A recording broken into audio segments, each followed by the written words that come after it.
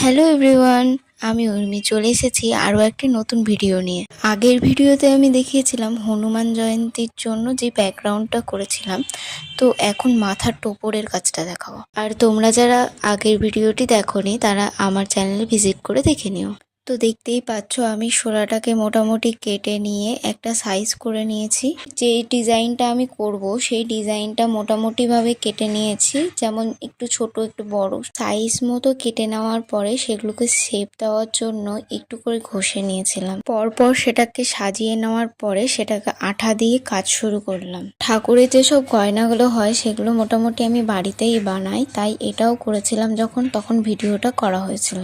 সব ঠাকুরের গয়নাই করা হয় কিন্তু ভিডিও করা হয় না সময়ের অভাবে, অনেকগুলো গয়না থাকার কারণে টাইমই পাওয়া যায় না।